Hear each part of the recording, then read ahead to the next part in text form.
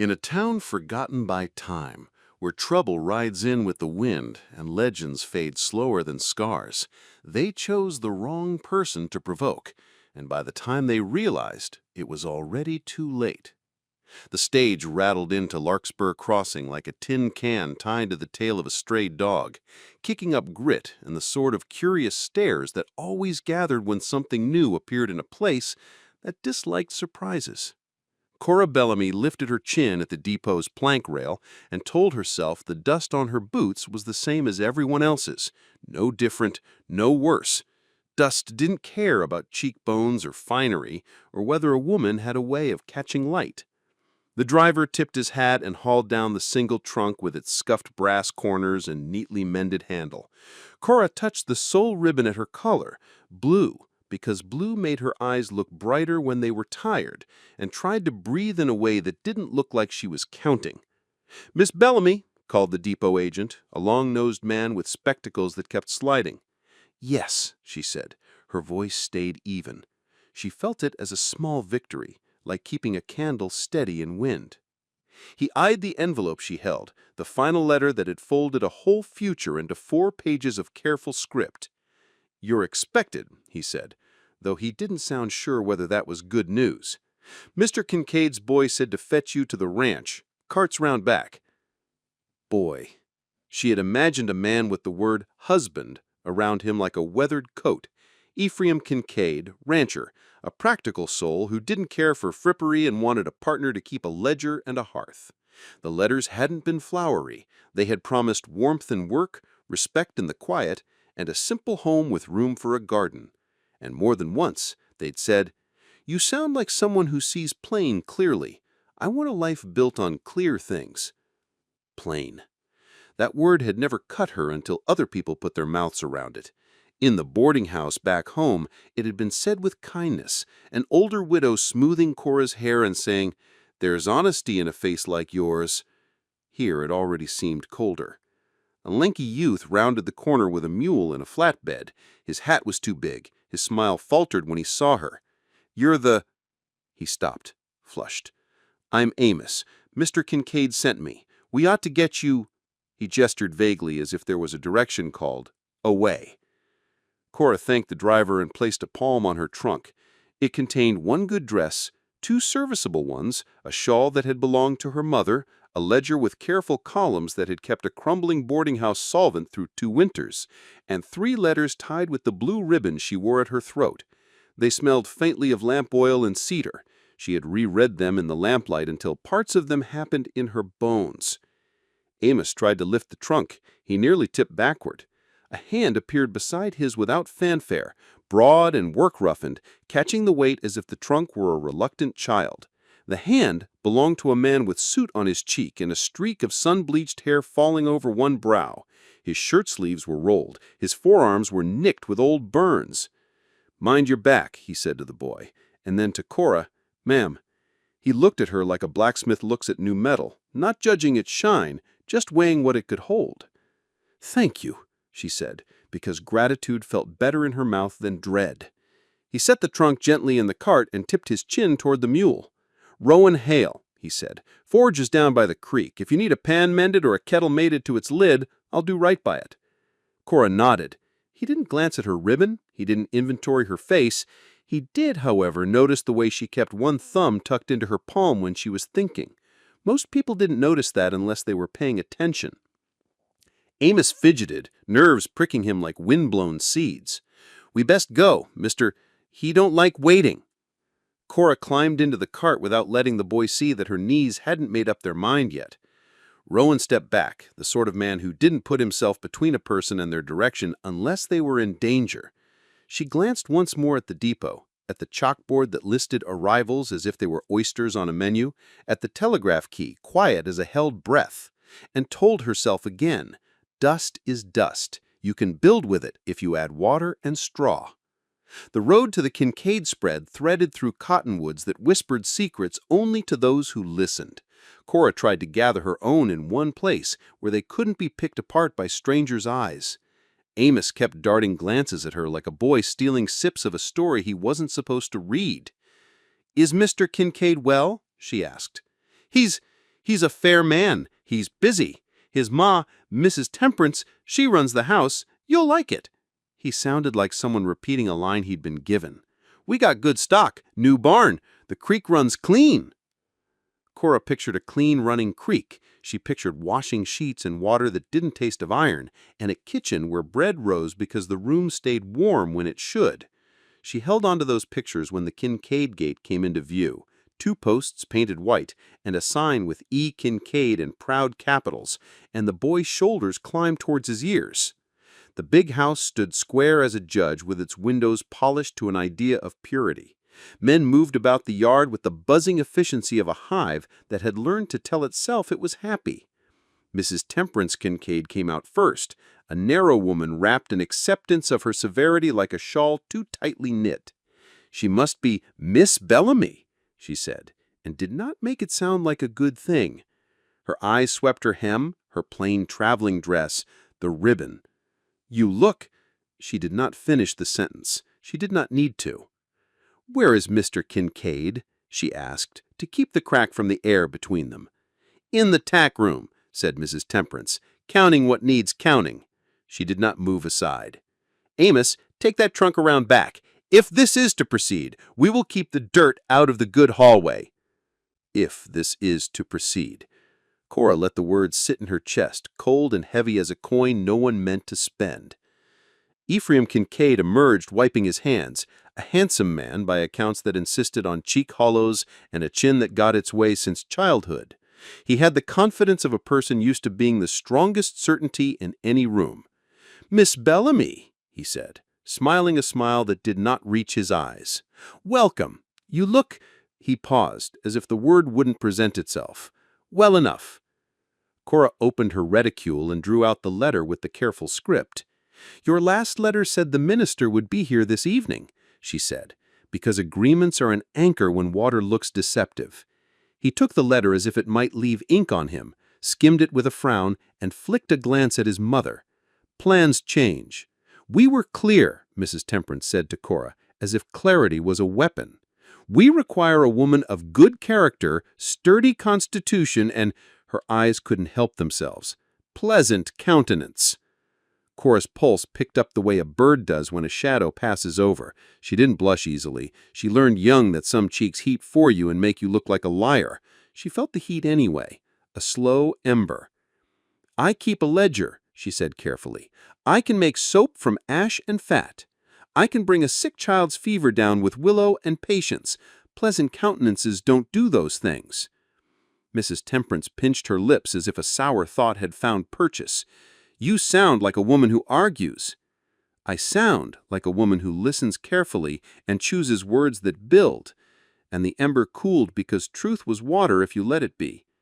Ephraim folded the letter and tucked it in his vest. "There's been a misunderstanding," he said. "The way a man says there's been a shower, nothing to be done about it now. You'll dry. My mother is right. We need a certain kind of face at our table." The yard stilled, sound falling away like chaff. Cora thought of the boarding-house kitchen back home where Mrs. Westcott had once told her, "You have a way with hungry things, Cora. Bread, children, men lost in their own heads. You make them rise." She thought of the minister's ink on that letter promising a date. She thought of the money that she had spent on the stage, calculated to the nickel. She thought of the river between words and actions and how some men built bridges while others just liked to hear water. From the lane, a hammer paused mid-ring. Cora looked to see Rowan Hale standing by the fence he'd been fixing for the neighbor's milk cow, the hammer balanced in his palm. He had the sort of stillness that paid attention. His gaze was not pity. It was outrage folded into respect. "Mr. Kincaid," Rowan called, mild as a man asking about weather. "You sending a woman away from your gate after you fetched her with letters and the Lord's name?" Ephraim's jaw ticked. "This is Kincaid business." Rowan rested the hammer on his shoulder. "Contracts are everybody's business if you mean your men to trust you." Mrs. Temperance's stare moved to Rowan with the speed of a hawk's. "You keep your forge and your opinions down by the creek, Mr. Hale." Cora felt the ground tip under her feet, not because of the Kincaids, who behaved like a mirror held to their own faces, but because of the way the watching men and girls and hired women kept their mouths shut, the way fear grew roots even in decent folks if you watered it. She had never been a person who pushed, but she knew how to set her shoulder when a thing worth saving leaned. "I came because we traded letters," she said to Ephraim. "Calm. Built. Because you wrote about clear things. If you changed your mind, say it so. Don't use your mother's eyes to say it for you." His brow creased, not guilt, not shame, annoyance that a thing hadn't stayed as simple as he'd drawn it. "You'll find the boarding house in town," he said. "Mrs. Lark runs it. I'll pay for 2 nights. After that, you'll need to make other arrangements." He turned, already washing his hands of the shape of her. Cora's tongue went paper dry.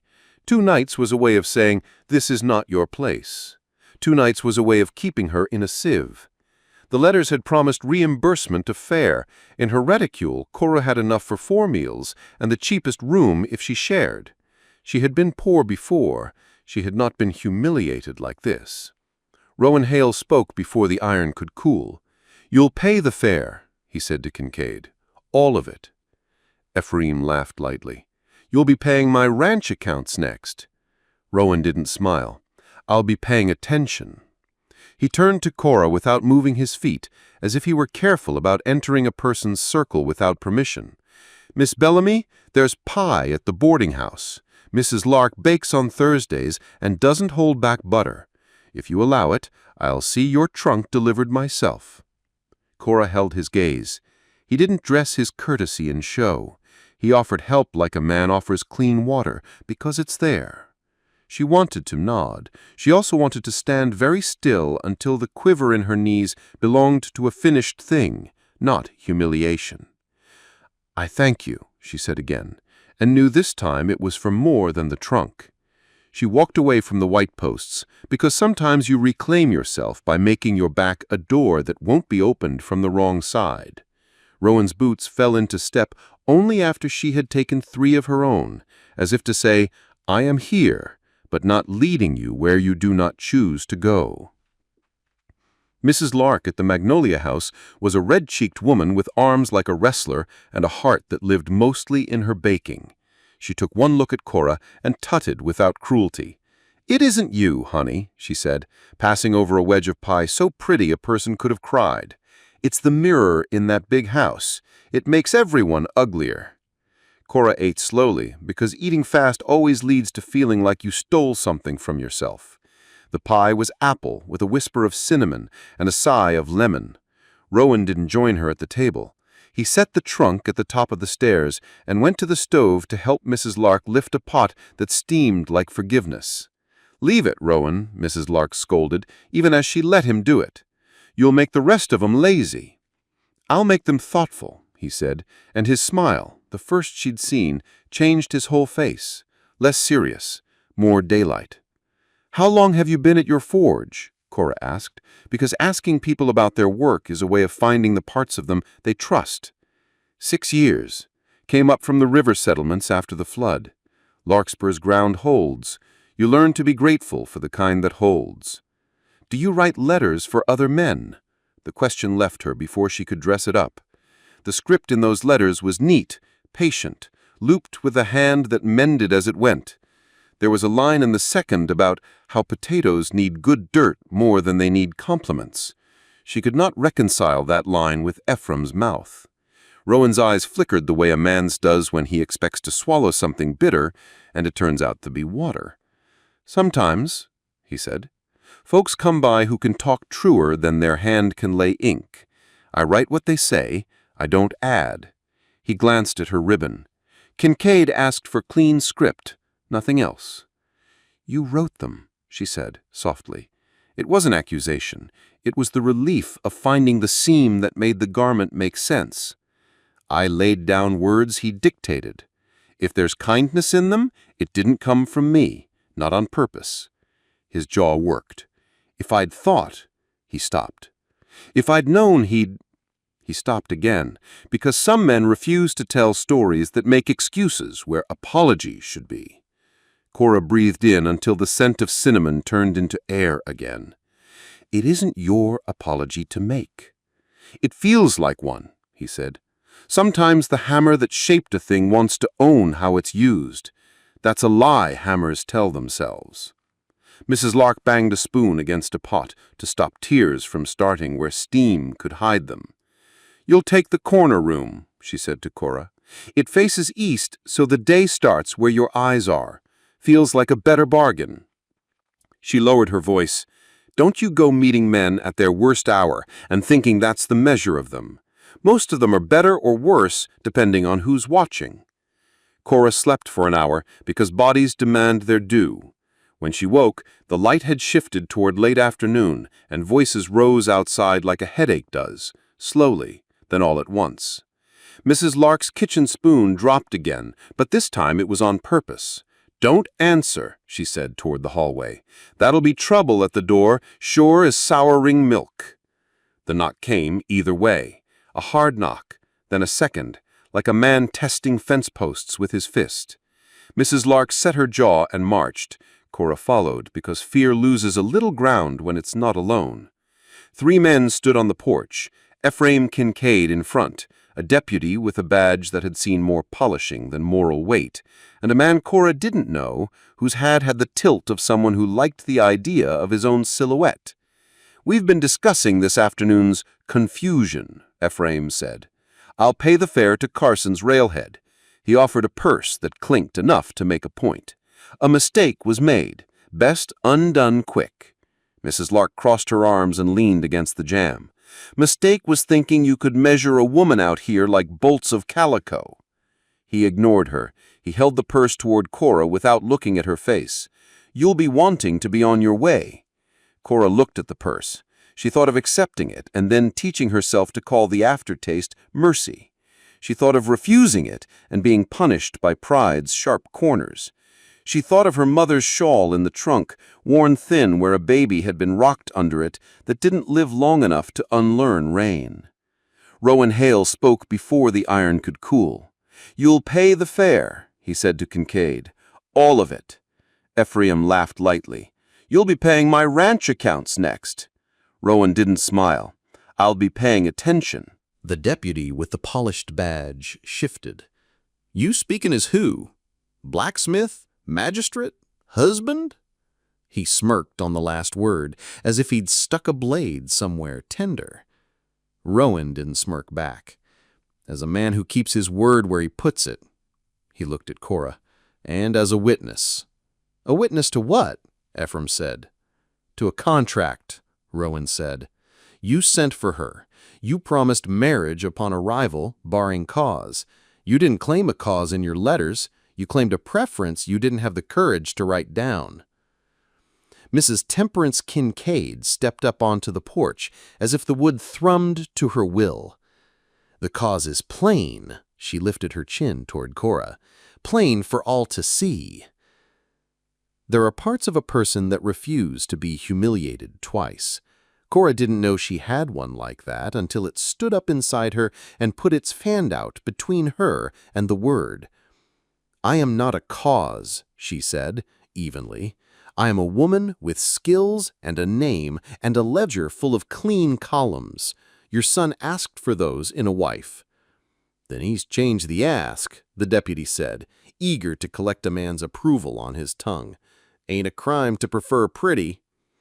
Rowan's hand flexed around nothing, as if he were weighing whether to hold a tool or let it hang. "Ain't a crime to be cruel, either. Doesn't make it right." Ephraim tired of words. "You'll take the fare," he told Cora. "You'll leave on the dawn stage. That's me giving you kindness." "Kindness would be paying the cost of the promise you made. Kindness would be saying my name when you speak of me." He flinched, almost invisible. "Miss Bellamy," he said, corrected. The deputy sneered as if the syllable stuck. The third man, hat tilted, finally spoke, his voice a slow syrup. "There's a way to save face here, F. If the lady don't suit, you let someone else take where you left." His gaze slid to Cora, then to Rowan, speculative. "Forgeman seems set on counting virtues. Count him at his own table, maybe." Heat slid up Cora's neck, not shame, something else, something like reprieve barging in rudely. Rowan did not look at Cora. He looked at the man with the tilted hat, the way a craftsman looks at a flawed casting, regretting the waste, not the heat. "Names," Rowan said. "Men ought to use them." "Lyle Dugan," the man said, with a little bow that was all grease. "I make arrangements when men want their wanting to look tidy." Mrs. Lark made a noise like a cat deciding whether to draw blood. "You're the sort who sells a woman's chair out from under her while she's sitting." "Only if she wants to stand," Dugan said, still syrup. "No forcin', all convenience." He smiled as if he had invented a new flavor of sin. "Seems to me we got a solution. Kincaid retracts. Hale steps in. No wasted minister, no wasted letters, no girl sleeping in a rented bed when there's a furnace that could use a keeper." The porch dipped under the weight of the moment. The deputy's smirk faltered because even fools sometimes hear a line cross itself. Ephraim looked relieved, which said more about him than anything else had. The thing he loved most was a door that let him leave a room looking clean. Rowan's face didn't change. He looked at Cora finally. He didn't look at her like a rescue waiting to be performed. He looked at her like a person with a decision he would not take away. "Miss Bellamy, we were not introduced for such talk. You owe me nothing. No one here owes me anything. But if a man were to make an offer in daylight, with the town as witness, he'd start by saying he can give you work that matters, a roof that doesn't leak if he can help it, and a say in every choice that puts your name near his. He'd promise not to make you small." Cora saw every eye bend toward her. She felt the peculiar hush of the crossroads when you can hear a mosquito think. She thought of the letters, the line about potatoes, and the clean script that hid a different tongue beneath it. She thought of Rowan at the stove, helping an unbossable woman lift a pot without making a show of it. She thought of how he had not moved toward her until she had moved first. "What about love?" the deputy said, ugly and prying. "She don't ask you to write that in?" Rowan didn't answer him. He waited for Cora the way a man waits for a kettle to decide when it will sing, patient, present, not prodding. A shadow crossed the porch. It was small, quick, a girl about 7 with hair like a broom after a long day. She slipped between the men as if they were furniture and latched onto Rowan's trouser leg with the familiarity of a cat.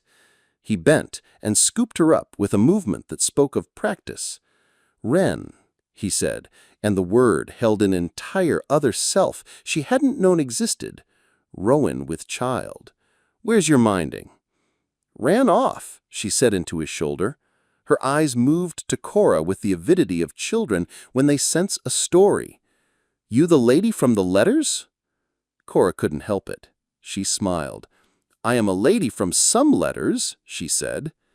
"Pa writes letters better than folks talk," she announced confidentially. Then, realizing she had said a thing adults sometimes sort into trouble, she hid her face. Ephraim's mouth quirked. Mrs. Temperance's tightened. Rowan set Wren on her feet.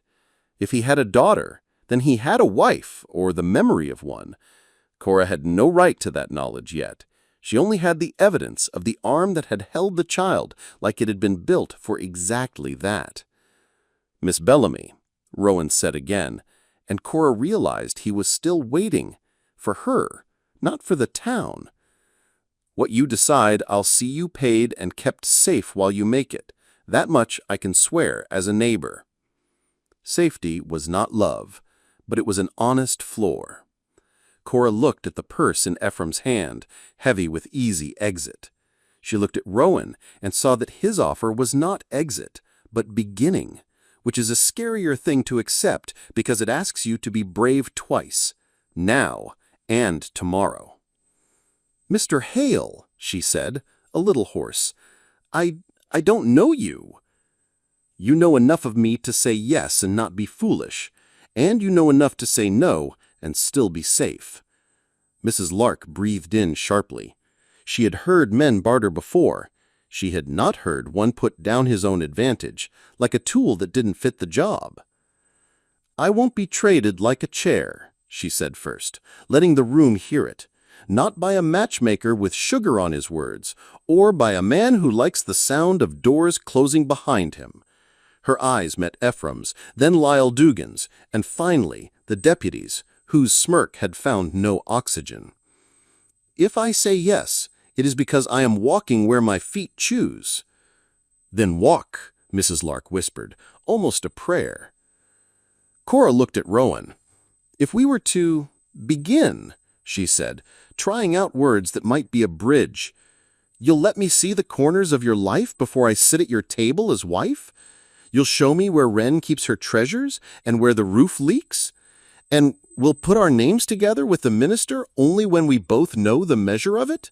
Rowan's exhale was a man who had carried a weight in his chest and found it lighter because someone else had picked up a corner.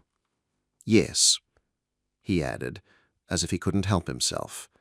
"Though if the minister happens to be waiting in his Sunday coat already, I wouldn't keep him standing long." A ripple of nervous laughter passed through the room like a wind that could be weather or could be omen. Ephraim looked trapped between relief and irritation, a man who had tried to throw a thing away and found it alive under his boot. The deputy spat in the dust. "This is foolishness. We ain't running a parlor for fine speeches." He touched the brim of his hat at Cora like he was doing her a favor with mockery. "You going with the Smith, then? You making yourself his trouble?" Cora's blood settled with a click, like a lock finally catching the door set right. "I am making myself my own," she said, and felt in her bones the difference between saying it and believing it. She turned to Rowan. "Walk me to the church," she said. "If I don't faint on the way, we'll see if the minister's coat feels like a sign or only cloth." The porch shifted. People make way when a decision passes that they recognize as a living thing. Rowan offered his arm, not a demand, not a cage, an invitation.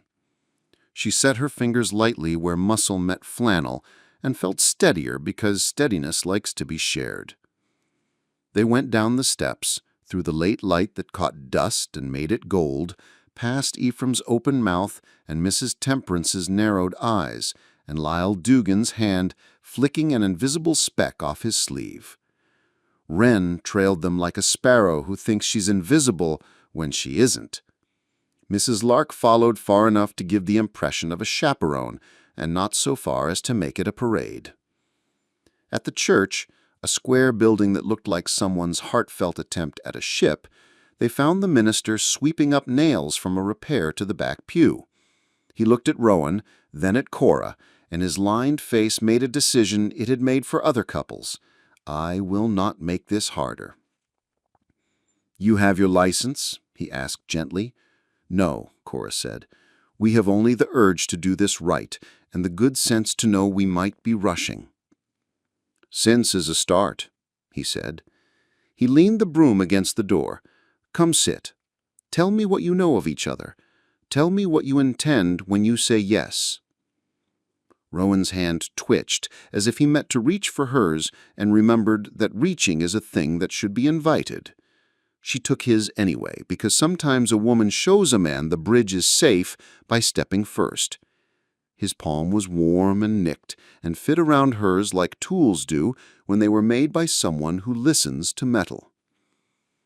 "We intend not to be cruel," Cora said, surprising herself with the ease of that truth.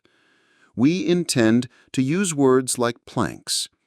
We intend to keep Wren in the center where children belong." The minister smiled. "That's better than a hymn in this place." He drew 2 chairs close to the light. "Let me ask the questions that should be asked." He asked them. "Where have you failed? Where do you usually break when you are tired? What does love look like when it is not a feeling, but a choice? Does prayer help you or only remind you that you are tired?" Rowan answered like a man who had taught himself not to throw sawdust over truth. He said, "I am slow to anger until I am not. Then I am frightened by it. I have learned to put my hands in water before I speak." He did not look at Cora when he said it. He looked at the floorboards, as if shame deserved wood, not eyes. "He do not pretend at religion. I have tried. I believe in right work and warm bread. If God is in those, he'll find me."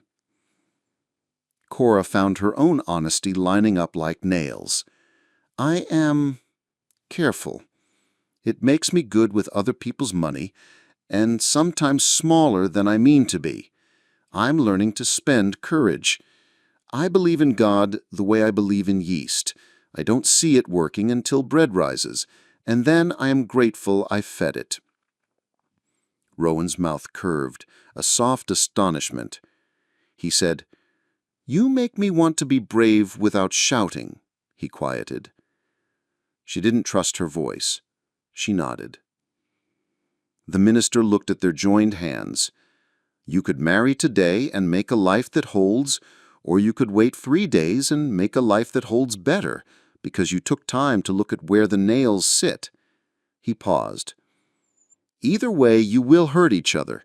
My job is to ask if you intend to mend once you do." "I do," Rowan said, the words leaving him as if they had been waiting at the gate. "I do," Cora whispered, startled by how much that phrase could carry before it broke. A shadow fell across the church threshold. It wasn't the minister's broom or Mrs. Lark's apron. It was Ephraim Kincaid, blotting out the late sun with a figure perfected by commendations he gave himself. His voice slid through the doorway like cold. "This farce stops now," he said. "Miss Bellamy, you will not stain my name by making a spectacle of your desperation. Hale, you'll keep to your forge. Minister, you'll mind your book and leave contracts to men who sign them." Rowan stood so swiftly his chair creaked. Cora felt his fingers tighten, a brace, not a clamp. The minister's face went from kindly to granite with a hymn carved in it. Ephraim stepped into the aisle, boots loud on planks that had carried grieving and joy and a fight or two that nobody remembered fondly. Behind him the deputy lingered like a knot in a rope. Mrs. Temperance's silhouette loomed, her mouth a straight line that said she preferred things to stay ironed. "Mrs. Bellamy," Ephraim said, making her name a leash, "you will take the fare and go, or you'll find I can make this town a room without a chair for you wherever you try to sit." Cora stood. Some women don't realize they are tall until they are required to be. She wasn't tall. She felt like she was. She didn't look at Rowan. She didn't look at the minister. She looked at Ephraim, who had held a pen like a promise and used it like a broom to sweep her into the corner. Her voice, when she found it, was not loud. It was made of the same thing that the church was, wood and intention. "I will not be moved by your lack of courage. If you could not keep your word, you could have kept your dignity. You chose neither." The deputy puffed up. "Careful," he warned. "We got laws about slander." "We have laws about contracts," the minister said, mild as rain, "and about threatening women in churches." He stepped closer, as if proximity could turn a lie into a truth. "You think a smith can give you better than a rancher?" he demanded, a scoff under the words. "You think a town I built watch me be mocked?" "You built a fence and called it a town. It's a different kind of work to build a people." He looked at the minister. "Ask us the last question." The minister's eyes softened. He nodded. "Do you take what the other is, not what you want them to be? And will you do the work that turns want into will?" "I do," Rowan said again, voice steady. Cora opened her mouth. The word hovered, a bridge in the exact middle of the river, with both banks far enough to be dangerous. She saw Wren in the doorway, chewing a strand of hair, eyes big with the conviction that adults never do the smart thing. She saw Mrs. Lark on the steps, hands on hips, a general ready to call a charge. She saw Rowan's left hand, scar crossing knuckles like a map of places he'd gone wrong and come back from. She began. Before we jump back in, tell us where you're from. If this story moves you, please subscribe. Tomorrow, I have a special story for you. The deputy with the polished badge shifted. You speaking as who? Blacksmith? Magistrate? Husband? He smirked on the last word, as if he'd stuck a blade somewhere tender. Rowan didn't smirk back. As a man who keeps his word where he puts it, he looked at Cora, and as a witness.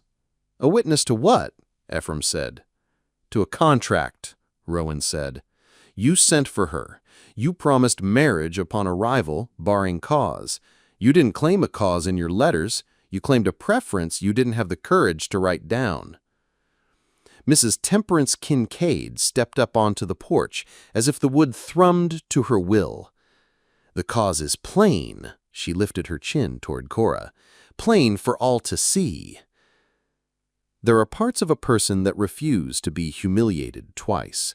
Cora didn't know she had one like that until it stood up inside her and put its hand out between her and the word. I am not a cause, she said, evenly. I am a woman with skills and a name and a ledger full of clean columns. Your son asked for those in a wife. Then he's changed the ask, the deputy said, eager to collect a man's approval on his tongue. Ain't a crime to prefer pretty. Rowan's hand flexed around nothing, as if he were weighing whether to hold a tool or let it hang. Ain't a crime to be cruel either. Doesn't make it right. Ephraim tired of words. You'll take the fare, he told Cora. You'll leave on the dawn stage. That's me giving you kindness. Kindness would be paying the cost of the promise you made. Kindness would be saying my name when you speak of me. He flinched, almost invisible. Miss Bellamy, he said, corrected. The deputy sneered as if the syllable stuck. The third man, hat tilted, finally spoke, his voice a slow syrup. There's a way to save face here, F. If the lady don't suit, you let someone else take where you left. His gaze slid to Cora, then to Rowan, speculative. Forgeman seems set on counting virtues. Count him at his own table, maybe. Heat slid up Cora's neck, not shame, something else, something like reprieve barging in rudely. Rowan did not look at Cora. He looked at the man with the tilted hat, the way a craftsman looks at a flawed casting, regretting the waste, not the heat. Names, Rowan said. Men ought to use them. Lyle Dugan, the man said with a little bow that was all grease. I make arrangements when men want their wanting to look tidy. Mrs. Lark made a noise like a cat deciding whether to draw blood. You're the sort who sells a woman's chair out from under her while she's sitting. Only if she wants to stand, Dugan said, still syrup. No forcin', all convenience. He smiled as if he had invented a new flavor of sin. Seems to me we got a solution. Kincaid retracts. Hale steps in. No wasted minister, no wasted letters, no girl sleeping in a rented bed when there's a furnace that could use a keeper.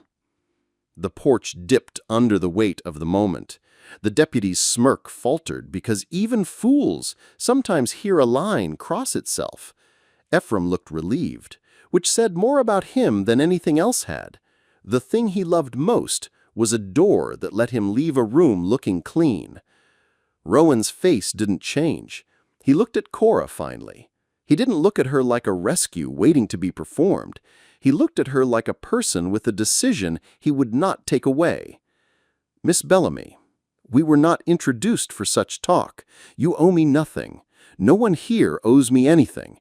But if a man were to make an offer in daylight with the town as witness, he'd start by saying he can give you work that matters, a roof that doesn't leak if he can help it, and a say in every choice that puts your name near his. He'd promise not to make you small. Cora saw every eye bend toward her. She felt the peculiar hush of the crossroads when you can hear a mosquito think.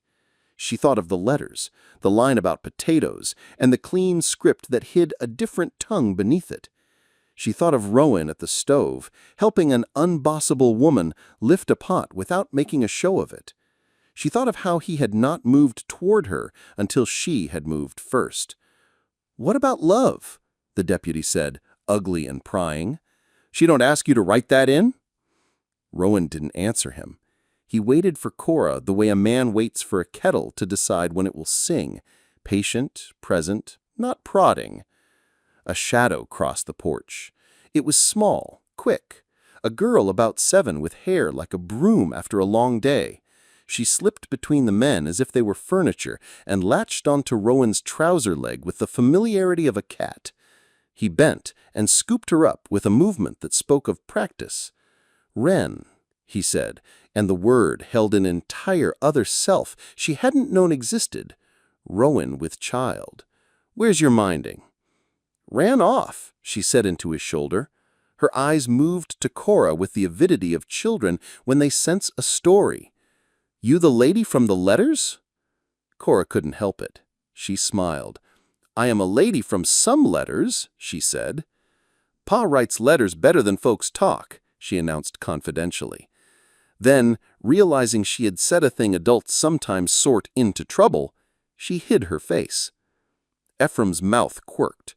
Mrs. Temperance's tightened. Rowan set Wren on her feet. If he had a daughter, then he had a wife, or the memory of one.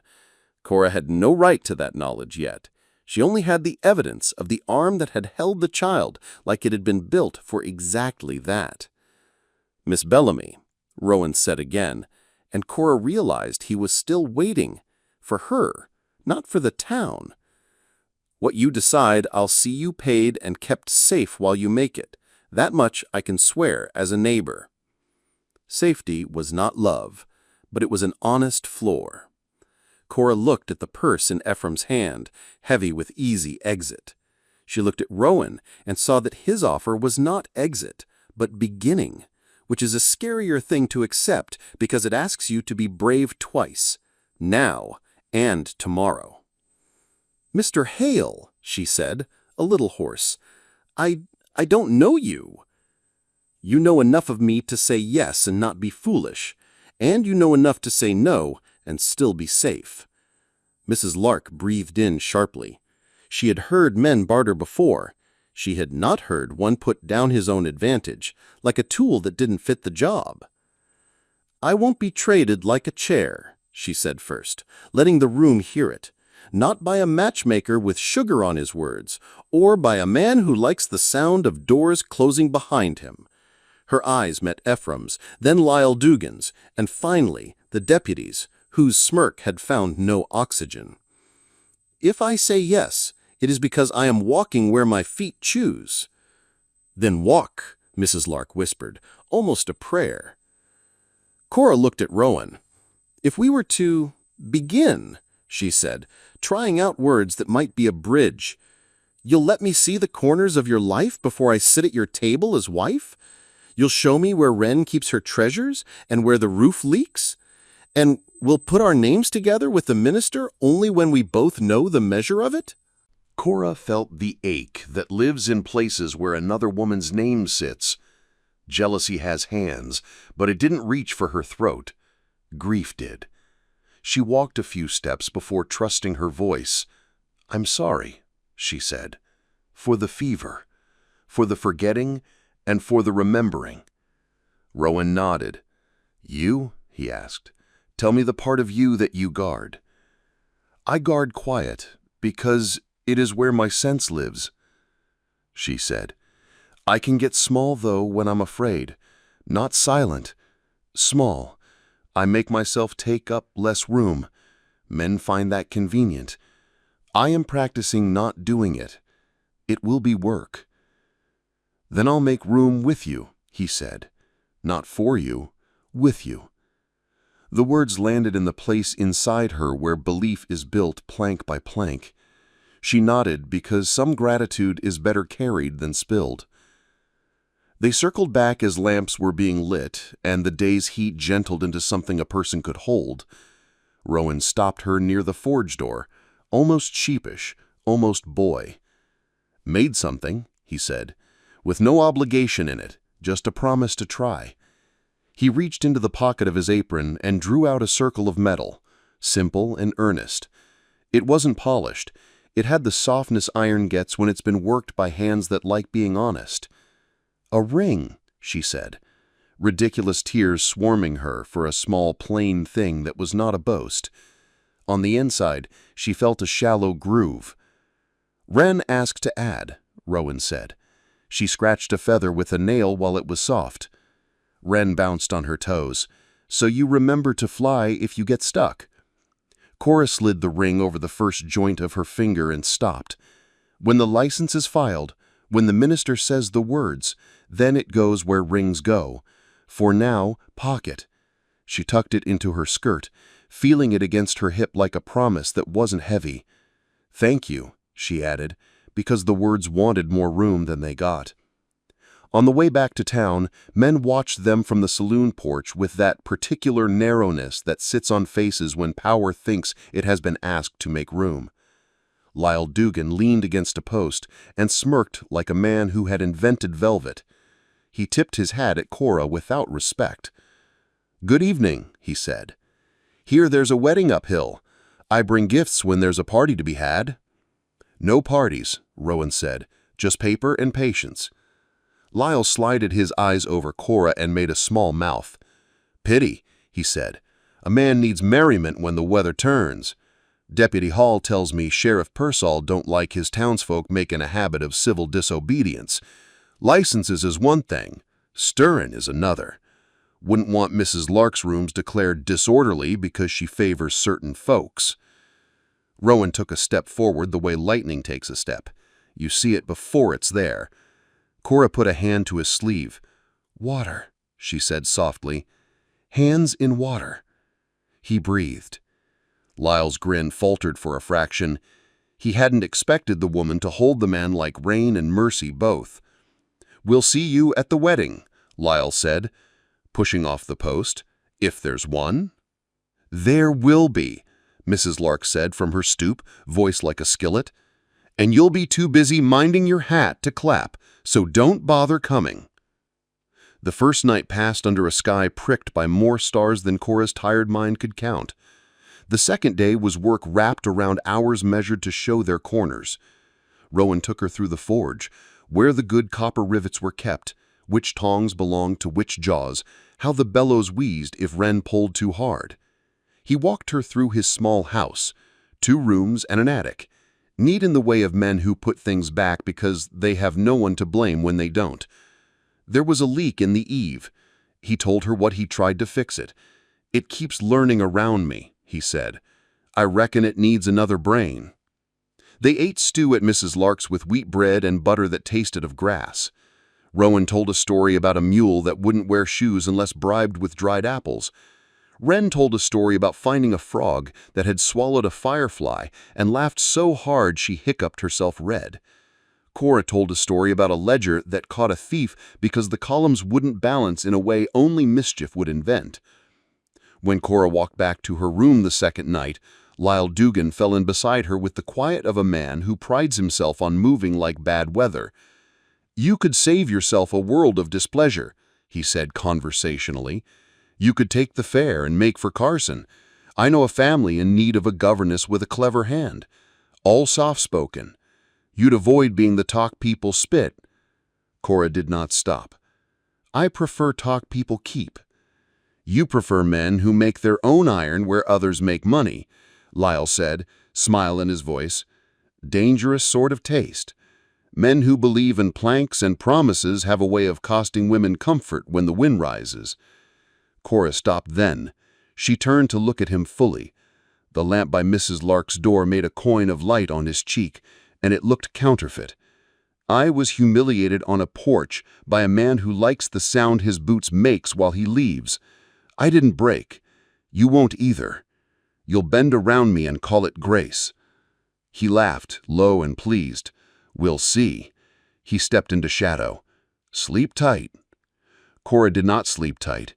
She slept with her hand on the ring in her pocket, like a sheriff on a badge, or a mother on a fevered child's forehead, and woke twice with the sense that Wood remembered footsteps where none had walked. On the morning of the third day, Caleb Branson's office door was locked. A note fluttered, "Gone to eat, back when fed." It had the slant of a man who wanted to be comic and would not be. Deputy Hall leaned again in the doorway like a stain the Wood couldn't shake. "Caleb's busy," he said. "Licenses get stamped when the town says, not when some Smith and some Stray pick a number they like." Cora held up the paper. "It's already issued." "Needs the second sign," Hall said. "Sheriff says it waits. Sheriff's got concerns about this union, says it's political." "Political?" Rowan's eyes flicked to the paper and back to the man. "It's bread and roof and raising a child. That's the oldest non-political work there is." Hall grinned without humor. "Not when Kincaid says the town's image takes a knock if a man of his standing's jilted in his own yard." Mrs. Lark materialized from nowhere and everywhere at once. "He wasn't jilted, he was revealed," she snapped.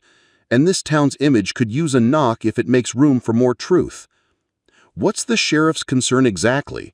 Cora asked, because some bullies lose their balance when forced to name the thing they're using as a stick. Hall tapped the badge like it was a drum. "Concern is, we got rules." "Then follow them," Rowan said, "because the rule says Caleb signs after he eats, not after you decide." A long minute passed thick like rotten syrup.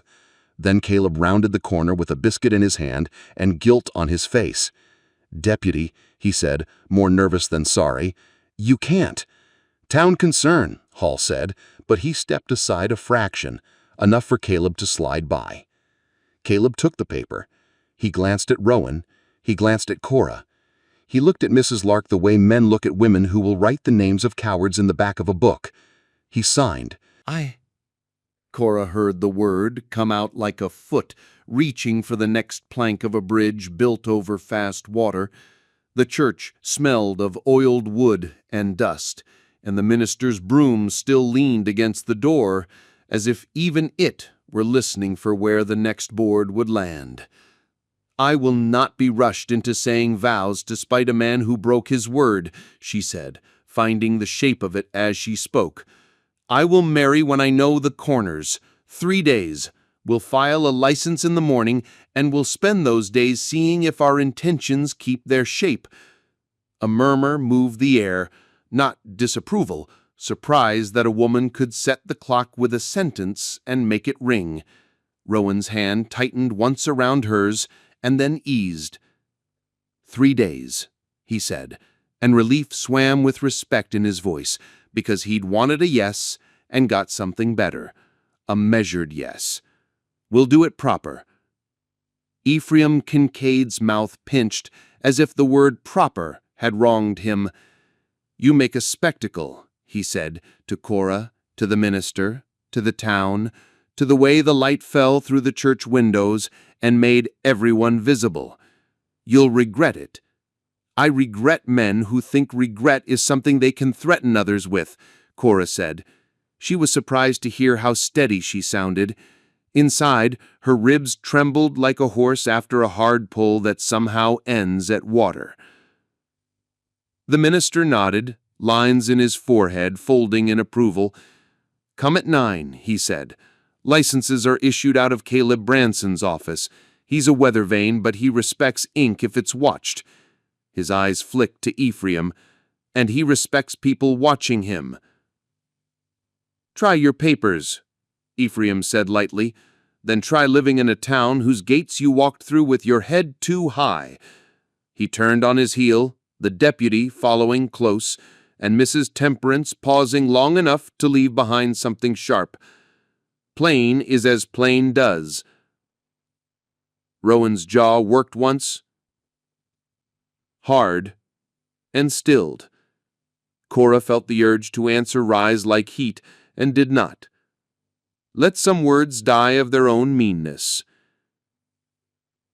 They stepped out into late light that made dust look like a choice rather than a condition. Wren sidled up with a dried wild flower held behind her back, failed to hide it well, and thrust it toward Cora, when caught. "For you," she said, "so you don't get lost on your way to where you're going." Cora took the brittle stem carefully. "I have a good map," she said, glancing at Rowan without meaning to, "and a guide who seems to know where the creek is shallow." "I'm better with hammers than compasses," he said, and then, "but I know the difference between fast water and deep water, and which to cross." Mrs. Lark hustled them down the steps like a hen who had adopted a wolf and a deer and intended to see both fed. "Go on," she told Ephraim's departing back under her breath. "Go fix a fence and call it justice. See how long that holds." She reached for Cora's elbow. "You'll eat, then you'll sleep. Tomorrow we'll sit in Caleb Branson's office like we own the chairs." Cora didn't sleep so much as lay quiet while the room changed color around her. Once, sometime near dawn, she sat up and counted everything she knew in a list to calm herself.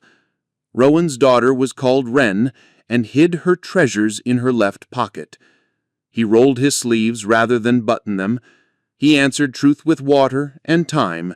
His forge sat by the creek because he'd come to a place that didn't move when the river remembered itself. She added, "I am not a chair. I am a woman who sets chairs where they're needed." At 9, Larkspur Crossing's municipal office smelled of old paper and men who liked to put their names on things. Caleb Branson had a mustache that tried too hard, and a thumb with a notary stain he was fond of showing. He brightened when he saw Rowan. Every small town has its favorite mite, as if he had been invited to sign his name to usefulness. "License?" Rowan asked. "Certainly," Branson said with a smile that wanted to be on a poster. He pulled a ledger the size of a Bible. "Name of groom?" "Rowan Evander Hale," Rowan said. The middle name surprised Cora, something fanciful tucked in the pocket of a practical coat. "Name of bride?" Branson asked, pen poised. "Cora Eleanor Bellamy." She heard the steadiness and found it was hers. Branson's pen paused long enough to hear a whisper. The whisper was the deputy from the day before, leaning in the door. He had a way of filling a doorway that made a person feel the room was held hostage. He touched 2 fingers to his hat without moving his gaze on Rowan. "Morning," he said, without warmth. "Sheriff Purcell's out to the Jackson spread," Branson said quickly, a child caught doing long division with his finger. "Deputy Hall's here if we need cosign." "Don't need cosign to issue paper that's the people's," Mrs. Lark said, with bright cheer that had a hammer beneath it. "That license lives here, not in a badge." Branson's smile wobbled. He wrote anyway, ink laid down. The deputy's jaw moved like he was chewing on a pebble and trying to look like it was candy. Cora signed, Rowan signed, Branson sanded and blew. "Congratulations," he said, as if he'd crafted the vows himself. 3 days? Reverend Pike will be pleased. Means he can iron his good collar. They stepped back into sun with a paper that said intentions mattered, and Rowan folded it with careful fingers and tucked it behind the breast of his shirt, like a guard tucking a key. The day opened like a gate. Rowan went to the forge. Cora visited Mrs. Lark's pantry and turned the sacks into lists, and the lists into meals with nothing wasted. Soup from bones and herbs, bread from yesterday's patience, pickles from tomorrow's prudence. She sat at the kitchen table in the warm clatter and rewrote the Magnolia House's ledger in a hand that pleased her, adding small notes where numbers wanted to run off. Remembered to salt butter first. Old Mr. Creeley pays in eggs on Thursdays. Count in dozens, not promises. "Marry him or not, you'll have a place at my table as long as you breathe," Mrs. Lark said, wiping her eyes with a corner of her apron like a woman who blamed onions for the things she felt. Cora walked to the forge in the purple hour that sits between day and sipper. The open mouth of the shop breathed heat and light. Rowan stood bare-armed with a length of iron bright as anger turned useful. The rhythm of hammer and anvil spoke in a language older than law. She stood farther back than the apprentices who gathered sometimes, and Rowan looked up, saw her, and nodded in a way that said, "I see you. I will not make you a show."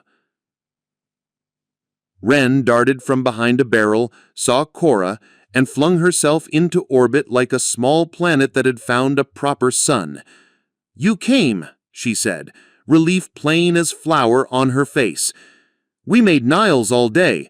Pa says you can build a house out of nails if you put enough of them in the right places." "You can build a life out of small, plain things if you set them right," Cora said. Rowan quenched the iron and set the tongs down. He turned off the bellows with his foot. The sudden quiet felt like a hell breath finally let go. He wiped his hands on a rag that had known years of hot work. "Walk?" he asked, tilting his head toward the creek. Wren made a protest sound like a bird scolding, and then followed anyway because she would forgive any walk that touched water. They took the path along the bank, dragonflies stitched light to light. Rowan kept his hands to himself in the way of men who have learned that some silences are their own kind of touch. Wren ran ahead, found treasures, twisted seed, smooth stone, bottle glass worn down to sea candy, and stashed them in her left pocket because that was where treasures went. "Tell me hard things," Cora said finally. "Tell me the part of you that worries me now instead of after." Rowan didn't pretend to misunderstand. "My temper," he said. "I am slow to it, that's true, but when it comes, it feels like I'm inside the bellows with the fire and not holding the handle from the outside. I don't raise my hand to people. I break things that don't matter until I can make the things that do matter safe. I learned to put my hands in water, like I said. I learned to leave rooms where the air feels like bad metal." "Who taught you the water?" she asked. "My wife," he said. The word fell not like a rock, but like a leaf, soft, but with a long fall beneath it. "Maddie." "Wren's mother. Fever took her in the flood year after we came upriver. She told me to come to Larkspur because ground here holds and men let other men be human. She told me to put my hands in water before I spoke." They didn't cheer. Cora found she didn't need to.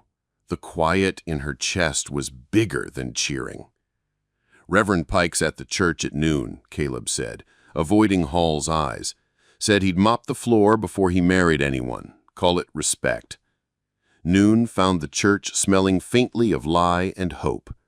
A handful of people sat in the pews because work could be left for an hour when a town needed to see the shape it was becoming. Mrs. Lark sat like a general in a clean apron. Old Mr. Creeley dozed until Wren poked him and then claimed she'd been checking for breathing. Even Caleb came, hat in hand, likely to prove to himself that he had not done wrong.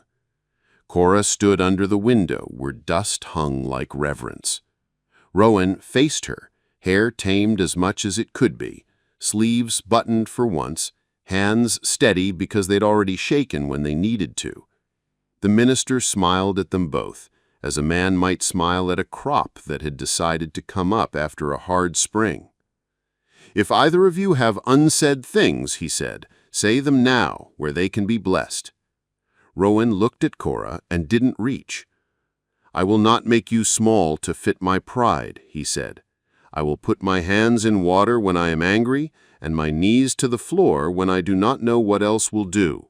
I will build small things plain and true, so the big things have something to stand on. Cora's breath stuttered.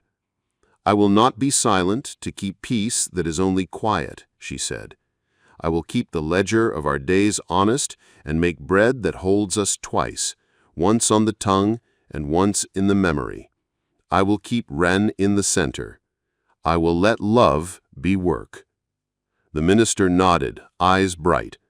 "Then put on the ring that knows to fly when stuck." Rowan reached for Cora's hand. Ren held her breath like a child counting between lightning and thunder. The church door slammed open so hard the broom fell. Lyle Duggan walked down the aisle with a swagger he had borrowed from better men. Behind him, Deputy Hall and two strangers Cora had never seen carried the hectic air of hired trouble. "By order of Sheriff Pearsall, this service is suspended. We got a report of arson at Hale's Forge." He grinned at Rowan. "You'll want to come see to it." For a heartbeat, no one moved. The word arson found the soft parts in Cora's chest and pressed. Ren made a sound that children make when their house is named aloud as a hurt thing. Rowan's face didn't change much. The changes were small, as the way a wheel turns just enough to grip the road. He turned to Ren. "You go with Miss Lark," he said. "You do not run, you do not follow." He turned to Cora. "You stay." "I will come," she said. She didn't raise her voice. The minister's eyes flicked to hers, a warning about choosing storms. She chose anyway. "I am not a chair to stay or go by other men's hands." Hall smirked, satisfied to have broken a thing that wasn't his.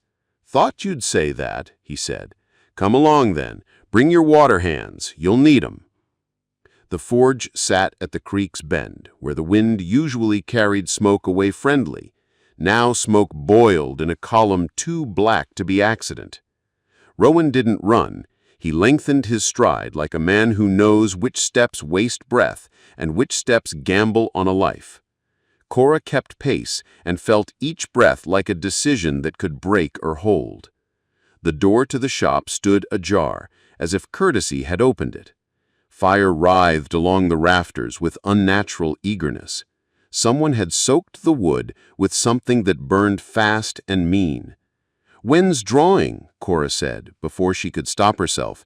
"She said she'd leave it for me by the quench." Rowan turned instantly. "Miss Lark."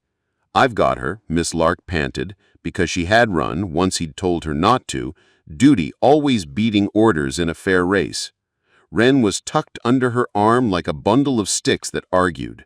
"She was at my skirts. She's not in there." Relief struck like pain. It made her weak-kneed. Then she saw the lamplight, through the smoke, lick across the workbench and catch on a piece of paper curling in heat. The drawing, a feather like the one inside the ring, scratched clumsy and true. "It's only a thing," Rowan said. He knew he loved things, the ones that were made to help other things stand, but he loved breathing things more. Leave it. She would have. She should have. The door, however, sucked in air in a way that told her the fire was going to find the oil barrel by the large vise.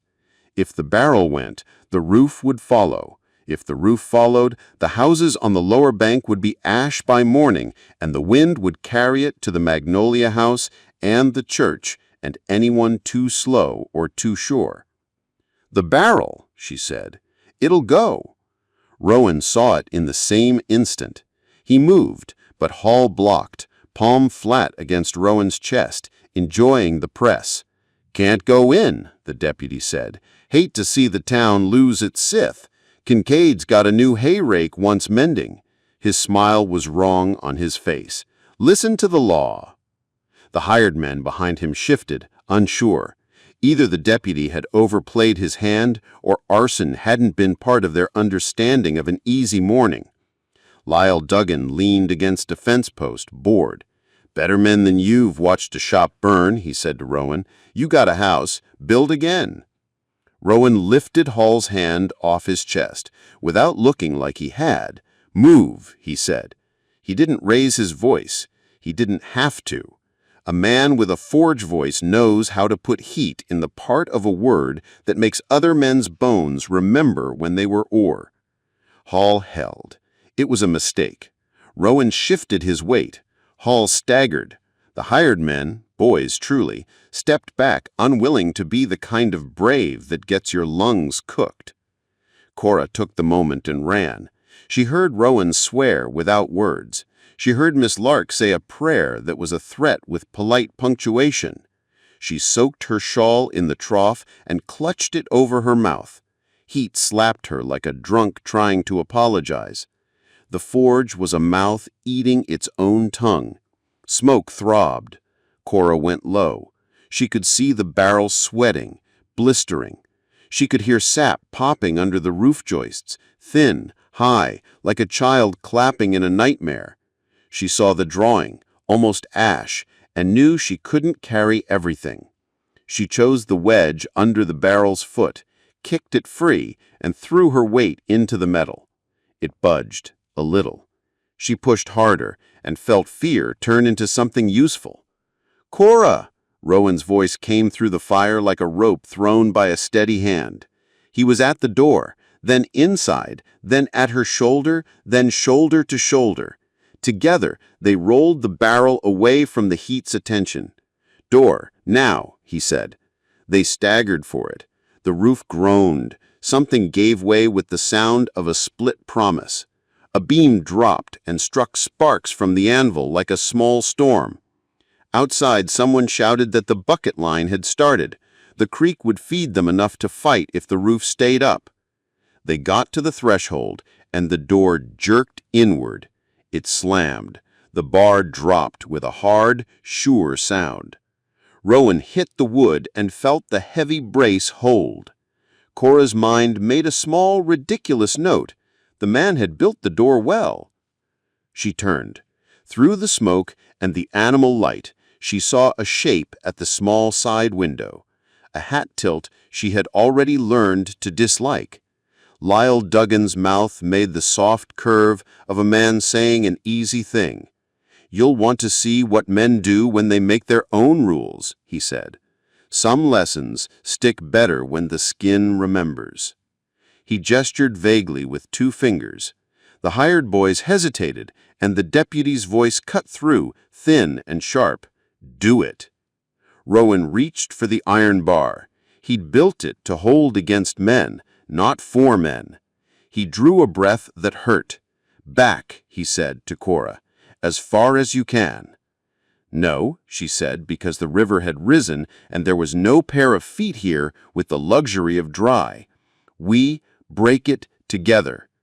The roof made a new noise, a warning, the kind a person hears once if they're lucky. Rowan set his shoulder, Cora set hers. She thought of every plain thing she'd ever made that held: soap hard enough to last, bread that kept a child from crying 3 hours after supper, a ledger that told the truth when a man's mouth would not. She looked at the bar and knew what it was: a lie built into wood. They pushed. The brace creaked. Smoke clawed. The ring in her pocket burned a neat circle into her hip. Above them, a beam shifted, chose, and began to fall. The world came apart in orange and roar and a shower of sparks. The beam dropped towards them like the last decision of a place that didn't want to be a place anymore. Cora did the only thing that felt like choosing. She reached for Rowan's hand with one and for the bar with the other, and pushed, pushed, pushed. And the door gave a breath of wood, and the brace jumped in its brackets, and the beam screamed as it... And then nothing at all. Nothing had a sound, a long, thin whine like a kettle left to cry. It had a taste, metal and ash. It had a weight. Rowan's hand still caught in Cora's, anchoring her to the world she was not ready to leave. Color returned in stubborn pieces. First the white turned to gray, then gray decided it could afford brown.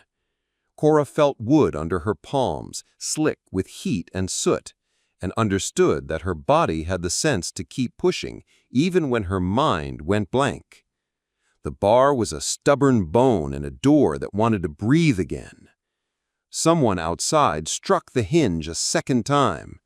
The third blow landed true as a promise said in front of witnesses. The brace jumped. The door gaped. Air rushed in, greedy and mean. Rowan hauled Cora sideways as a beam came down where her head had been. She saw the world tilt and then felt herself dragged into it, out through the mouth of fire and into a day that had the decency to be blue. Hands reached. Too many. Not enough. Water struck her shoulders in a shock that stole the taste of ash long enough to let her breathe. She coughed until her ribs argued, because breathing sometimes feels like breaking when you've been keeping your lungs for later. "Easy, easy," someone said, and the voice was Amos's, wobbling like a colt but standing. He had the axe still, blade biting splinters and black. His hat was gone, his hair stuck every which way. Fear and pride made bad neighbors on his face. "Got the bar," he said to Rowan, to Cora, to the town if it needed a witness. "Got it loose." Rowan's arms stayed around Cora until he was sure her knees had chosen yes. Then he was gone, a blur across the yard, shouting orders that weren't shouts so much as instructions that water obeyed. "Buckets from the creek, line there, keep low, no, not that beam, the other." He moved like he had built the air and had the right to rearrange it. Cora wiped her eyes with a towel someone pressed into her hand. It smelled of lye and women who had done this before. Mrs. Lark was there, apron over her head, eyes bright with fury that had finally found a target worth its heat. "Saw him," she panted. "Saw that snake with a hat. If I get his name on a pan, I'll season it with his pride." "Wren?" Cora asked. "Breathing," Mrs. Lark said, and for once the joke sat down and let the truth talk. "Watching with my neighbor and a slice of cold pie to keep her from thinking the world goes hungry now.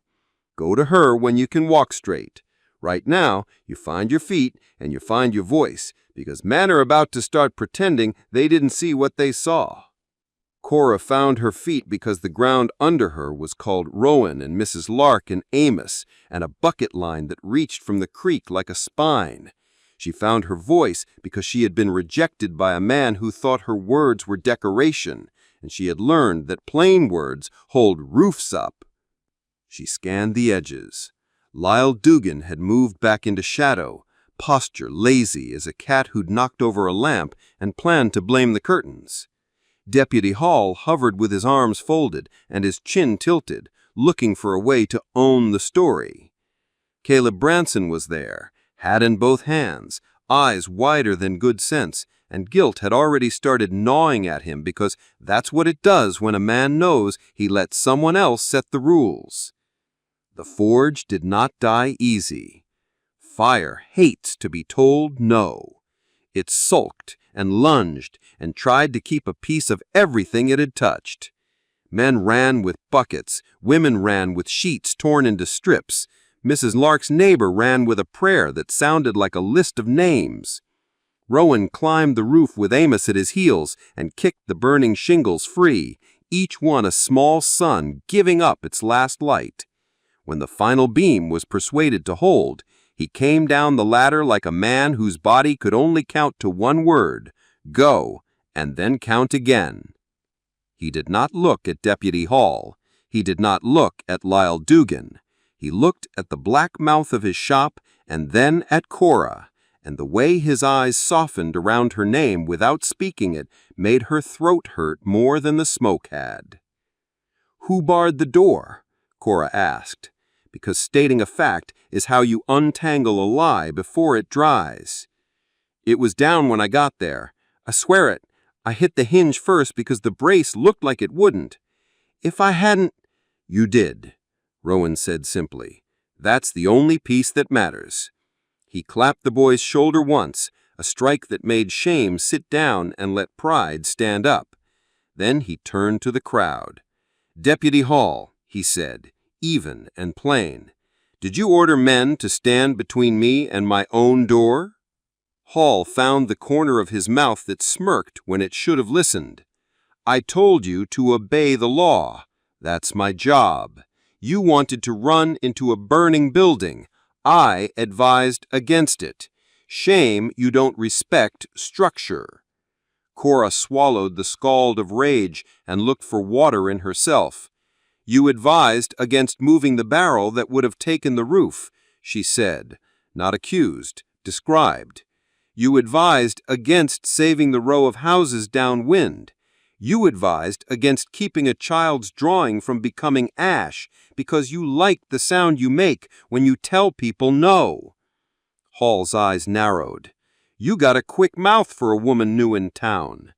I have a ledger that tallies what men say and what the world pays. Some columns don't balance." Lyle Dugan stepped forward into light. He had a way of making his smile look like it had already won. "Seems to me we got ourselves a misunderstanding," he drawled. "Bad luck's no man's plan." He gestured vaguely to the scorched beams. "These old buildings go up like gossip, unfortunate but not criminal." Cora bent, reached into the wet soot by the door, and came up with a rag twisted on itself and charred at the end.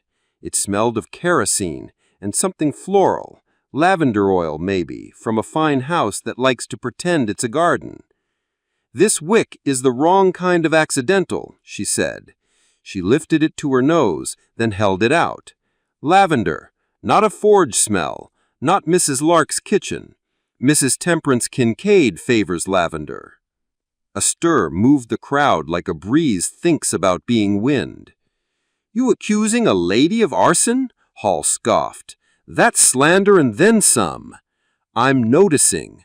Accusing is your kind of work." She turned the rag over with her fingers.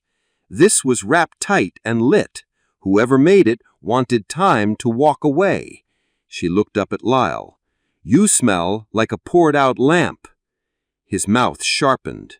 Men who peddle lies do not like it when truth wears a calm face. "Careful," he said softly. "There are two kinds of people in a town like this, those who know how things are and those who learn the hard way." "And a third kind," Rowan said. He had not moved, but the air had, funneling toward him without permission. "Those who change what a town is because they're tired of swallowing other men's thirst." Caleb Branson cleared his throat the way a man does when he wants to do right and has to push his old self out of the way. "I'll take statements," he said. "Written, signed. I'll send for Sheriff Purcell. Deputy, you're relieved until he returns." Hall laughed, a harsh sound that would have nodded at a whip if a whip were a man. "You don't have that authority, Caleb. You're a clerk with a pen."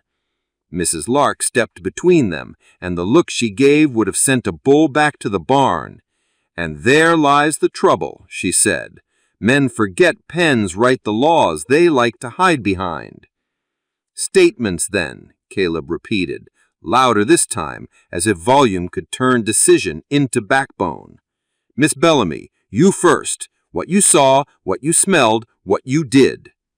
Cora spoke, slow and steady, the way a person does when they know words will be weighed by men who like to pretend feelings are too light to count. She described the wick, the lavender, the bar fallen where one wouldn't fall unless dropped by a hand that meant it. She described Lyle's posture at the window and the deputy's hand on Rowan's chest, holding, pressing, enjoying. Then Amos spoke in a rush, stumbling over the parts where fear and bravery had both put their name on his bones. Then Mrs. Lark, who added the names of 3 women who'd seen Lyle's 2 hired boys buy lamp oil and cheap whiskey just after dawn at Mrs. Temperance's side door.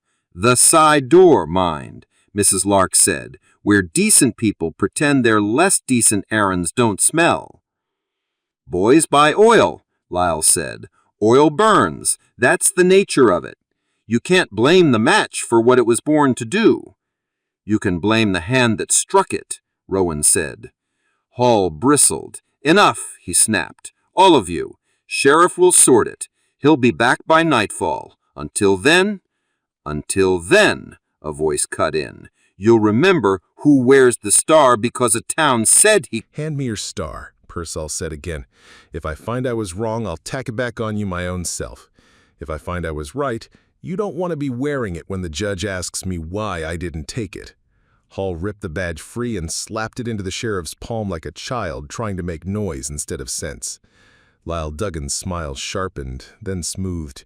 You boys sort your house, he said lightly. I'll be telling Mr. Kincaid his hay rake waits. Bad time for farm equipment to need a man who's misplaced his temper. Rowan didn't bite. He looked at Cora and at Wren beyond her, in Mrs. Lark's neighbor's arms. He breathed out through his nose like a man banking a fire. Hold, Purcell said to Lyle as the fixer turned. You'll stay in sight of me until I say otherwise. On what authority? Lyle asked, silk over steel. On the authority of my eyes, the sheriff said. I saw you where you shouldn't have been, doing what a decent man wouldn't. That'll hold long enough for me to find more. Lyle bowed with a flourish that mocked its own courtesy. As you like. He leaned, uninvited, toward Cora. You've made yourself interesting, Miss Bellamy. Plain women sometimes do when they figure out talking pays if a man is listening. Cora held his gaze. She had never liked being measured. She liked it less when a man tried to use numbers as a blade. And you've made yourself smaller, she said. I didn't know a man could be less than his shadow until I met one who could fold himself that way. If words could slap, the crowd would have started. Lyle only smiled wider, but the smile had to work harder. By late afternoon, the forge sulked but lived. The roof would need rebuilding. Soot made every surface look like sorrow. Rowan walked through the black and set his hand on each tool as if greeting a friend returned from a long illness. He didn't grieve aloud. He counted, in his bones, in his breath, in the old way of men who make and mend. This can be saved. This is lost. This can be made again more honest than before. Wern's drawing, Cora said softly. She held out the paper, brittle and singed, the feather only half there now. Rowan took it like a relic. Wren eased closer, eyes wide and wet. Sorry, she whispered. I shouldn't have not left it. You should have left it where love finds it, Rowan said, and his voice cracked the tiniest fraction in the way that breaks women in half because it means a man is not afraid of being a person. Which you did. Thank you.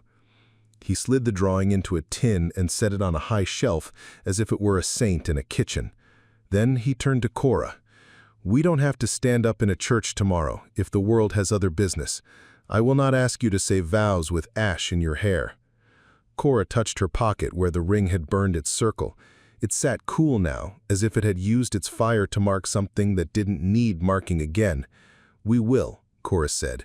If vows mean what we say they mean, then they're for days like this, bred on the tongue and in the memory. He nodded once. The motion felt like a pledge. News of arson walks faster than fire. By evening, the saloon's porch held men who liked to think their opinions were chairs other people must sit in. Ephraim Kincaid was there, face arranged in concern the way Mrs. Temperance arranged flowers on a table that made everyone nervous to set down a cup. He offered Rowan a handshake he had not earned. Terrible business, he said, rich with regret that didn't smell like smoke. I came as soon as I heard. His eyes slid to Cora and did that small squeeze they do when a man thinks he can still get what he wants if he makes his gaze the right shape. Miss Bellamy, Cora, this is no place for you. This is exactly my place, Cora said. His smile didn't crack. It did curdle. I always did have a soft heart for women who don't know when they're hurt, he said to the men, as if including them would make the sentence less ugly. It's the gentleman's duty to... Gentlemen don't bar doors, Rowan said. His jaw twitched. Are you accusing me, Hale? I'm saying what I saw and what I smelled, and saying what men do when they want to watch a thing burn without getting their hands dirty. I don't know your hand in it. I know your voice in it. He nodded toward Lyle. And I know you're kind of proxy. Lyle smiled like a man who keeps an extra hand in his pocket. "Careful, Hale," he murmured. "You're new to this dance. Ephraim's been leading a long time." "Then it's time the music changed," Mrs. Lark said, shoving between them with a tray of coffee like peace, if peace tasted like grit and wakefulness. "Drink or go home. If you're here to threaten, do it plain so Sheriff Pearsall can count it." Pearsall, who had stationed himself on the porch rail like a weary watchman, tipped his hat as if to say, "I'm counting either way." They drank. They didn't go home. The town settled into an evening that clicked with too many thoughts and not enough fences to keep them out. Cora sat on the forge step beside Wren and watched Rowan's silhouette move in and out of the doorway like a lighthouse that had decided to be a man for a day. "You'll still be the bride?" Wren asked, small as if it mattered to the nails whether the roof got built today or tomorrow. It did. It always does. "I will," Cora said, "if your pa still asks." She considered the possibility that adults could be foolish enough not to ask. She huffed. "He will. He likes you more than he likes his own coffee." "That would be a lot," Cora said solemnly. Night fell with the slow sigh of a town that isn't sure if it is the same after what it has seen. Sheriff Pearsall set a watch. He sent a rider to fetch a circuit judge in case charges need a signature bigger than ink. He kept Deputy Hall's badge in his pocket like a thorn he meant to remember not to sit on again. Rowan walked Cora to the Magnolia House and paused under the lamplight that had watched every argument worth saving in the last 5 years. "I can sit in the corner of Sleep Runs for you," he said. "Not to be gallant, to be practical." "Sleep will come if you go home," Cora said, "because then I'll have something to count that isn't fear." She touched his sleeve without meaning to. "Bring your hands to water before you lie down." He smiled, tired and real. "I will." He hesitated. "Tomorrow?" "Tomorrow," she said. He turned to go. A shape detached itself from the shadow of the lilac bush by Mrs. Lark's stoop. It was small and fast, latched onto Rowan's lead with a ferocity that would have warned wolves. "Pa, there's a man by the creek." "Where?" Rowan asked. His voice did not change much. The air did, the way it does when a field knows lightning is counting. "Past the big willow," Wren said. "He smells like the stuff Mrs. Temperance puts on blankets." Lavender. Cora's skin remembered before her mind did. Rowan and Cora moved as one without needing to speak about it. Mrs. Lark, who had a sixth sense for trouble like other women have for pies not burning, scooped Wren and handed her to the neighbor again. Not a step, not even a half. They went quiet along the path. The creek talked to itself, anxious, shallow. The willow hunched like an old woman who had seen too much and decided to keep her counsel. Rowan's hand brushed Cora's without thinking. She didn't let go because she had learned that when fear fishes you, you slap its hand away with the nearest living thing. They saw him when their eyes learned the shape of night, a man crouched by the water, rinsing something with the frantic care of guilt. He looked up when he heard them. He was one of Lyle's boys, thin with a hat too tall and a mouth that had practiced spitting more than speaking. Rowan didn't lunge. He didn't shout. "You can put it down, or you can keep holding it while I ask Sheriff Pearsall to weigh what it means." "Lot," Reed said, and pointed past the smithy toward the public pen where the town kept its fares honest. "We'll sort there." "We'll sort here," Sorrel said, with eyes that know what they're counting. It might have been a stalemate if the world were only a catalog of hat brims. It wasn't. The rider from the ridge, tidy hat, tidy plan, paper tucked where decent men keep pictures, had chosen that moment to arrive in the alley behind the schoolhouse, 2 men with him and a sack between them that had never been used for flour. They moved like men who had practiced in empty towns. They had a list. Sorrel's name was not on the first page, only the second. But then the wind took pity on no one and curved their route to the smithy by a path the town itself had made, 2 winters of footsteps across the same scar, a shortcut that had elected itself. "Morning," the tidy hat said when he appeared at the yard's lip, and that word almost sounded like a threat, only because of the men who carried it. His eyes ticked over Kellen Reed's men and dismissed them for not having the proper invoice attached. He looked at Barrett and saw a uniform an inch deep. He looked at Miss Dunn and looked away because grammar frightened him. He found Sorrel and, in the space of one breath, he counted her blister, her stance, the baby in Miss Dunn's arm, and the pot at her feet. He nodded as if a plan had found a shape it liked. By order of Cedar Hollow and its associates, he said, "We're taking the woman in." Inquiry. "No," Barrett said. He said it softly, like a man talking to a horse he hoped not to spook. "Marshals on the county line," Tidy Hat said, and pulled a paper from his coat with a flourish of a gambler's whose deck no one had searched. "Private contract supersedes in this case." He waved it as if ink itself could change the weather. Signatories. He read names like they were spells. Irv Prouse, Boardman Jacob Withers, Boardman Emery Carr, Deputy Clegg Barrett. Barrett flinched. "I didn't." "It says you did," Tidy Hat said, "which in certain rooms is all that's required to make a thing true." Prouse paled the way flour does right before it falls in the bowl. There was a draft. I didn't approve the—" "Then don't," Miss Dunn said. "Now." Prouse opened his mouth, closed it, and discovered to his surprise that he still had hands.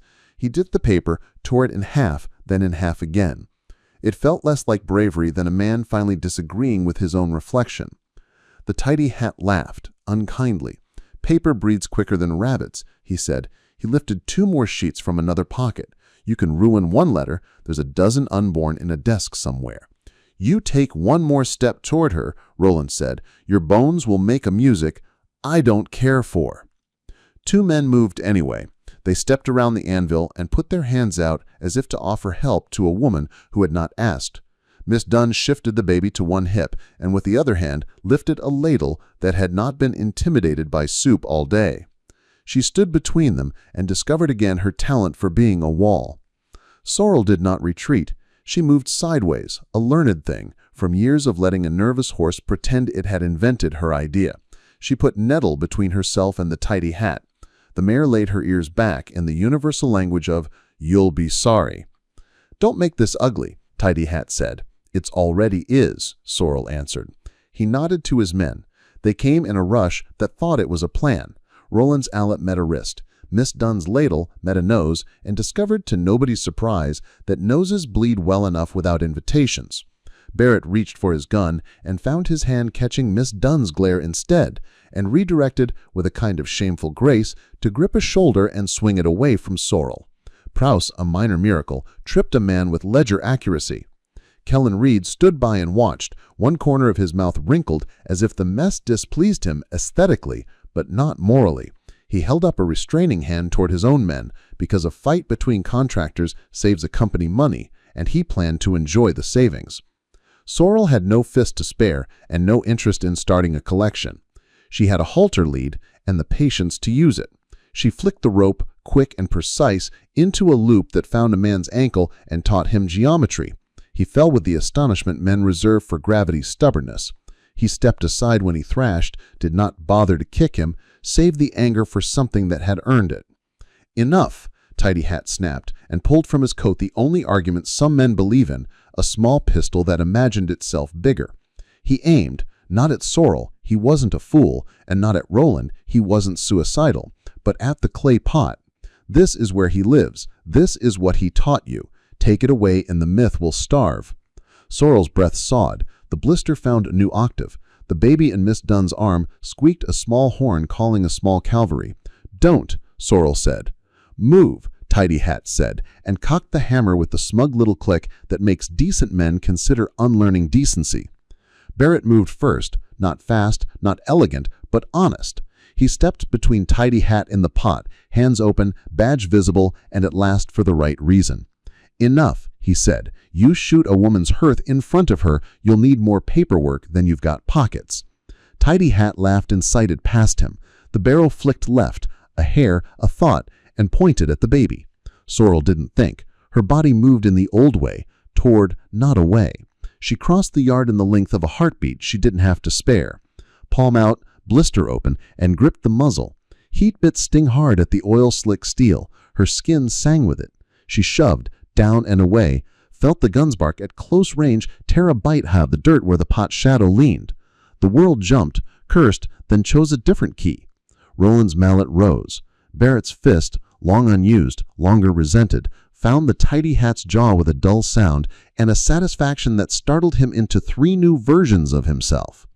Miss Dunn's ladle described a high, perfect arc and tapped the second man on the temple with all the calm of punctuation. Prowse through his ledger, a sin he would confess to his shelves later, and struck a third across the ear so soundly he remembered arithmetic backwards. Kellen Reed held up both hands. "Enough," he said. For the first time his voice meant it.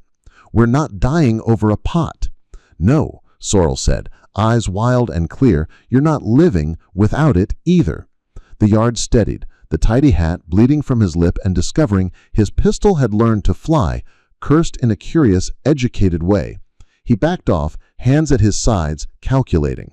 He wasn't counting humans, he was counting outcomes. He had discovered he did not care for either available.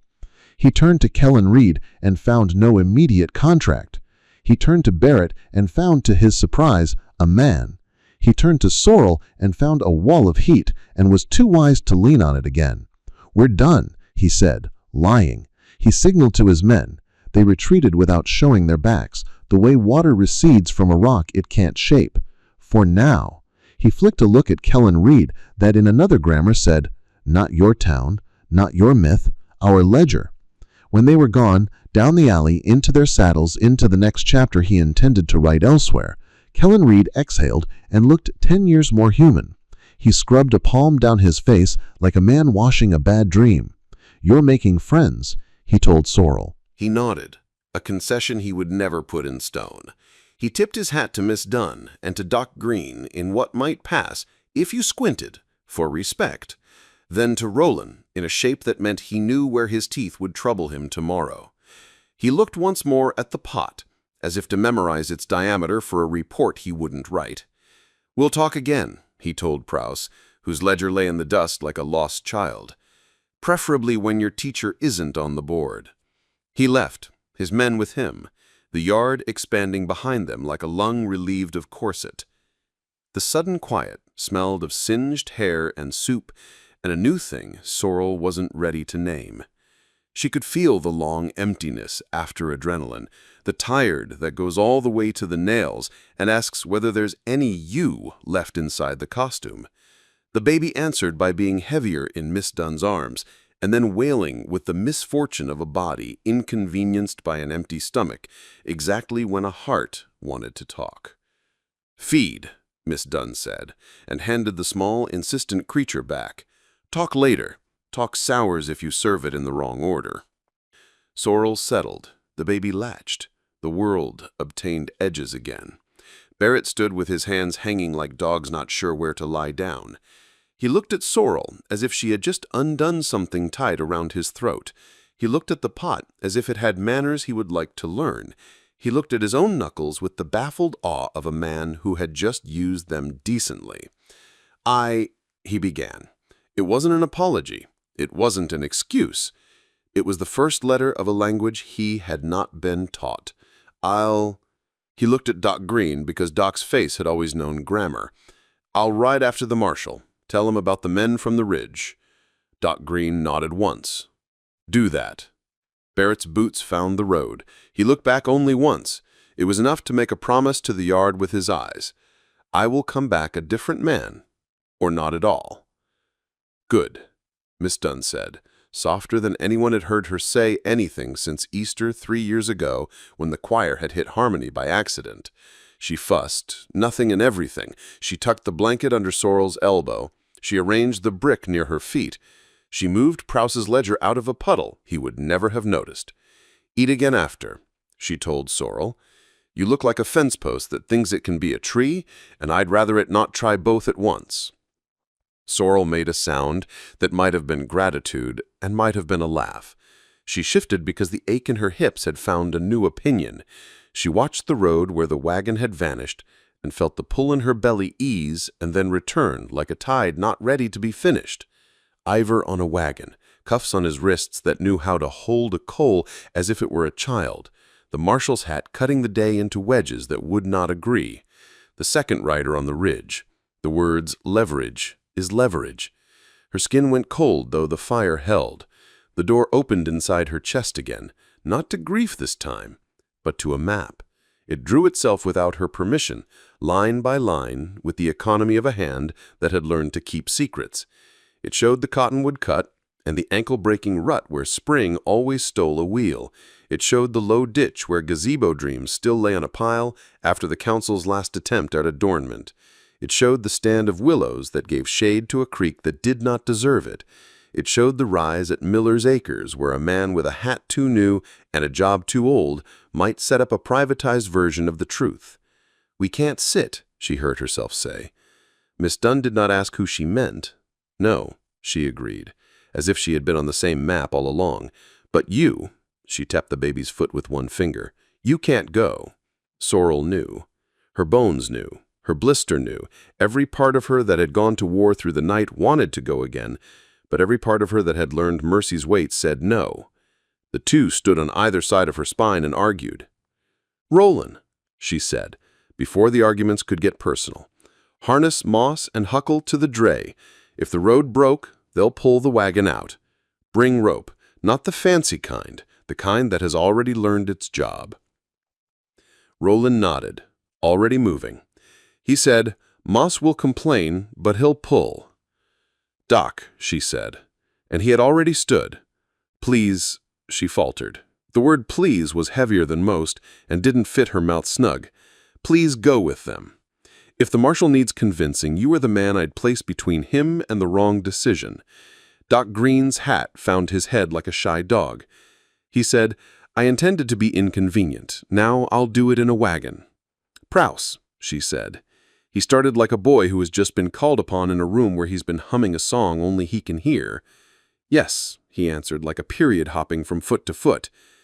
"You'll meet them at the cottonwood cut with water and blankets and your ledger open to the page where you wrote the draft you didn't mean, and you'll tell the marshal what you meant to write, and you'll say it loud enough that the men from the ridge hear it too." Prouse swallowed, squared, nodded. He looked at the ledger at his feet like a dog who had bitten a child and wanted to be forgiven before it knew how. He said, "I will," and shocked himself by meaning it. "And me?" Miss Dunn asked, eyes bright and not a little wicked.